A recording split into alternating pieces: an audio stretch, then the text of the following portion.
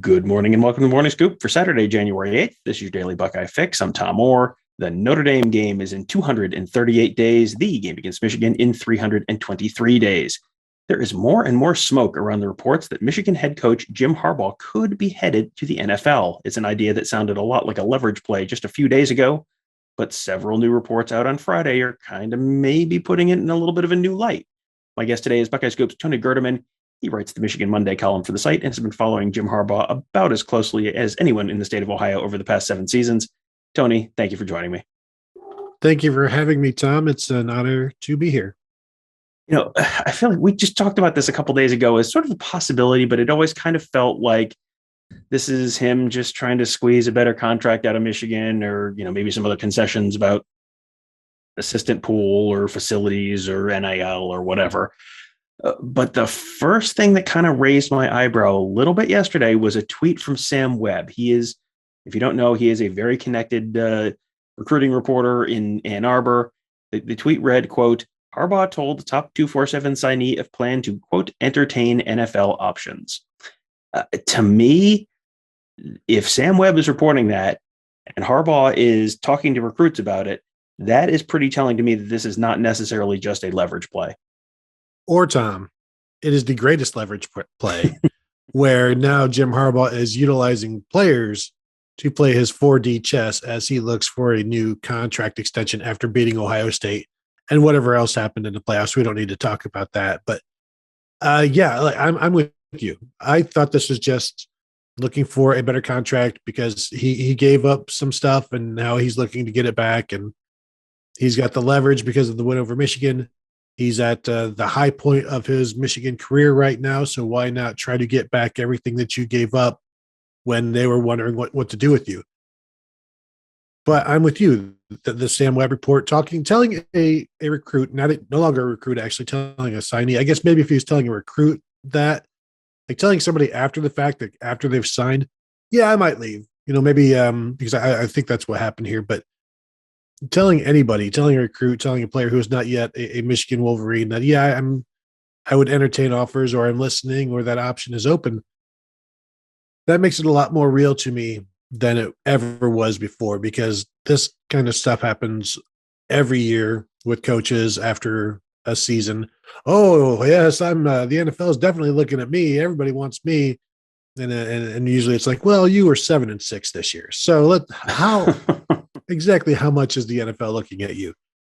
But now, I mean, we know he comes from the NFL. He came up very short of winning a Super Bowl. So I'm sure that still bothers him. He got his win over Ohio State. For Michigan, that is the same. I mean, that's almost as rare as a national championship. So now is it to the point where he's like, I have accomplished my goal. I have beaten Ohio State. He could have, maybe it wasn't necessarily the goal beforehand, but after losing and losing and losing, it's like, I can't go without a win over Ohio State. Now maybe he's to the point where he is comfortable leaving and handing back the keys to Michigan in a better place than he got them. Going out on a high note like George Costanza, and you look at the guys they're losing this year. Josh Ross just announced he was leaving. Dax Hill's leaving. Aiden Hutchinson's leaving. David Ajabo's leaving. Hassan Haskins is leaving. I think I saw Andrew Vistardis is hitting the transfer portal. I mean, it's just Chris Hinton's leaving. Yeah, I mean, there are a lot of people who are leaving, which, Ohio State fans look at guys leaving. And it's like, well, I'm sure they have their own version of Marvin Harrison Jr. and Emeka Egbuka. And it's like, I don't know that they do in all those spots, but so that's another thing that kind of gives you a little bit of pause. Like, if you were going to go out on a high note, this is a pretty high note to go out on. The other thing that came out on Friday was from Amber Theoharis, who is a host on SiriusXM's NFL channel. She said, quote, my birdies say announcement soon with a gif of Harbaugh. I hate talking about Twitter because you sound like such an idiot. Well, there's a gif of Harbaugh putting on a headset, and she says, my birdies announcement say announcement soon. But here we are. So I guess the strong implication there is from her follow-ups was that he was headed to the Raiders, because she didn't say, she said no to the Bears. She said no to, I think, the Jaguars, but people asked her about the Raiders and she didn't say no to the Raiders. So, what I think maybe has been more telling to me than just a gif of Harbaugh is that Harbaugh himself hasn't really dispelled any of these rumors. I mean, it's pretty easy to fire off, and it's not true. I'm definitely here, 100% here next year. And he hasn't done that yet. Yeah. Think back to the days when Harbaugh would take to Twitter to take any kind of shot at Ohio State about, tangled webs and things like that. Like he would certainly, you would think, settle something. And that's not happened. So the speculation is there. You have college reporter, NFL reporters talking about it.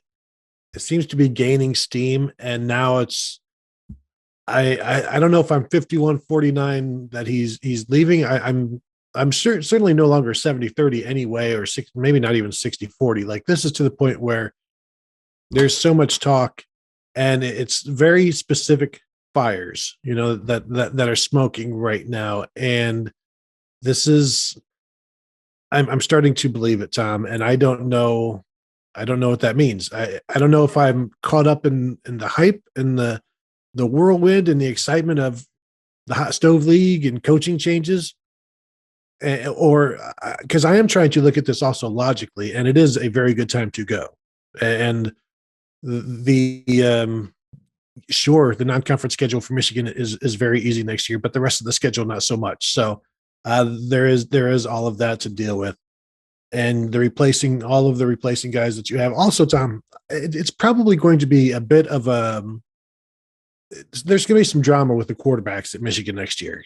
Do you want to, as much as you would like to have two talented quarterbacks, it can be a headache to have to deal with the situation of, do you replace a quarterback that took you to the playoffs, even though you don't think he can be the guy to get you over the hump and into it? And then also, don't you, like, who's around you? Who is around all of that quarterback to make this offense what it is? And then you look at the defensive line and everybody's gone.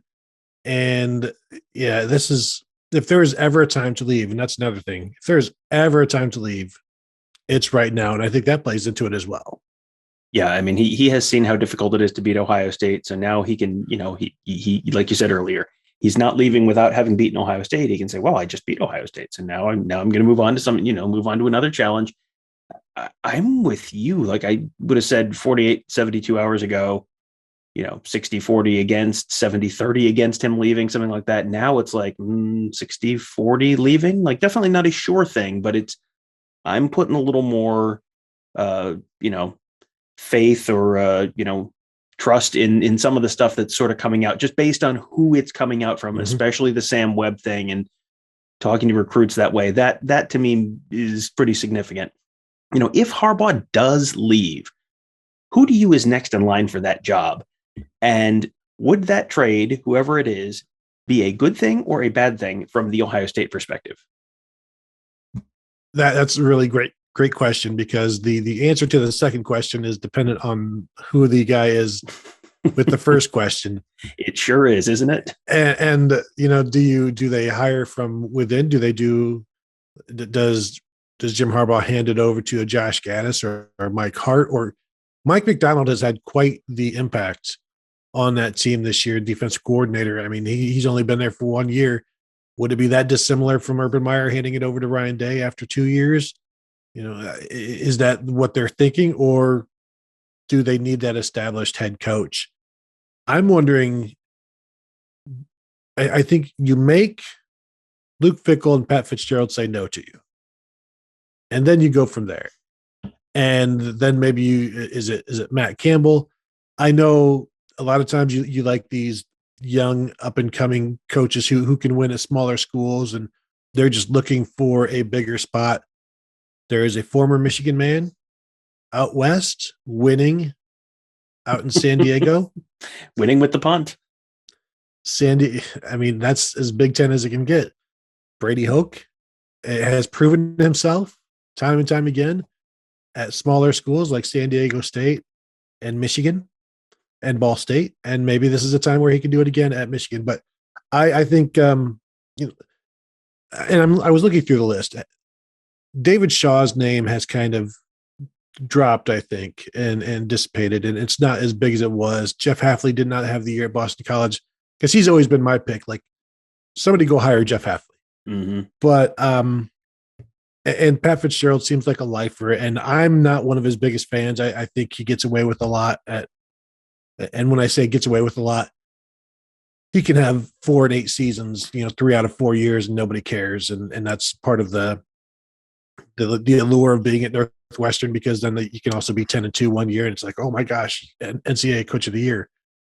But if you're Michigan, don't you have to go after the hottest, youngest, most established? Like, don't you? Isn't that what you have to do? Is that Luke Fickell? And is there any world in which Luke Fickell would say yes? I mean, sure, you ask Luke Fickell, but let me tell you what Luke Fickell's going to say. Luke Fickell's going to tell you no. I can't. I mean, I can't fathom. I have yet to see anyone who is connected to Luke Fickell in any way suggest that Luke Fickell would even entertain that job offer. That just doesn't. That's not just, that is not, no Ohio State person would ever do that. I mean, Gary Moeller, Bo Schembechler both had been at Ohio State before. Luke Fickell, as the kids say, built different. So it does not seem like he's someone who's going to entertain that. Matt Campbell's an interesting thought, because Matt Campbell is someone who is used to kind of grinding things out with not, beating teams with better talent on something of a consistent basis. And he would have access to much better talent in Ann Arbor than he does in Ames. He's someone I would definitely think about if I was Michigan, but I do wonder, coming off the season they are, if Harbaugh leaves now, coming off of a win over Ohio State, Big Ten championship season, college football playoff appearance, that to me, when you're coming off a high like that, that suggests to me more strongly internal hire, just kind of like, yeah, we've got it going, keep it going, keep things rolling. If coming off of Urban Meyer and whatever they were, 12-1 in 2018 in the Rose Bowl season, the Big Ten championship, like, you stay internal at that point. If you're coming off of a 9-3 season or something like that next year, well, then maybe you're looking more externally. So, a year from now, if Harbaugh leaves, I'm thinking more external Matt Campbell type coach. This year, I think I'd lean towards Josh Gaddis as the most likely outcome. And, I think, a guy who has coached before, been the head coach somewhere before, is probably going to be a good thing in terms of managing all of the stuff involved in a program. Josh Gaddis has not been there that long. And I don't think that Michigan necessarily has the infrastructure. They don't have the Mark Pantoni necessarily that Ohio State did to just kind of handle that piece, and the Mickey Marotti to handle that piece. Like, they don't, I know their recruiting guy, Matty Dudek, left like a year ago. So they've got a relatively new recruiting guy running that department. So yeah, I think, it's a little bit more complicated to bring in a new guy, but, gun to your head right now, who is the head coach of Michigan a month from today? I mean, this feels like kind of part A of this question is Jim Harbaugh or the field. And then part B is, if it's the field, then who? Well, in that interview, or when Jim Harbaugh is telling the player that he is looking at NFL offers, he also says that Josh Gaddis is going to be a head coach in 2 years. And if that's what he believes, then if you're going to be a head coach in 2 or 3 years, why wait? And is he the next logical guy? Because I think, he's been there. This is his 3rd year at Michigan. Mm-hmm. I hate, Tom, when you ask me questions where I could possibly be wrong. First off, I do not care for that. But if I see a report tonight or today or this morning that Jim Harbaugh is taking the Raiders' job, I'm going to have no surprise. Will I have some surprise if Jim Harbaugh, there's a report that he has signed a 4-year extension at Michigan? No. So it's like, I guess, like, he can't surprise me at this point, because I can see it going either way. So I'm going to say, Tom, I guess I will say Jim Harbaugh, just because it is the safest, most boring answer. And when presented with those options, I should go that way, even though I do believe there is some smoke here. Yeah, I don't know if that's the majority correct answer, better than 50-50, but I think it is probably the plurality, like the most likely answer. Jim Harbaugh is 40% and Josh Gaddis is 30% and Matt Campbell is, 15% or, whatever. But yeah, I mean, I guess he's the safest answer, but I don't think it's even 50-50 at this point that it's him, but you know, but that is probably the safest answer. So yes, you have wussed out again. Great job. Just because people are asking, and this is an Ohio State show, let's talk a little bit about the Ohio State assistant coaching front. We know that Greg Studrawa and Matt Barnes are out. We know that Jim Knowles and very likely UCLA offensive line coach Justin Fry are coming in. Fry is not final, but all indications are that Fry is going to be that guy. Hey, how about that? But there's been a lot of conflicting information though on other possible changes. And, it feels like we're on our group text among staffers kind of sharing information. And it's like, everyone's hearing something slightly different. Normally it's kind of like, okay, different people are saying kind of the same thing. It feels like the answers are kind of changing hour by hour, day by day. And it may be because not all of those decisions are finalized just yet. Yeah, it's frustrating when two members of the staff can confirm something, and then 15 minutes later, a third member comes in and says, I'm hearing the exact opposite. It's no way. It's not how we do things in terms of, majority. We'll just go ahead and put that on the front page. The majority of us are hearing this. And so it is very difficult. And you don't know what to believe, when to believe.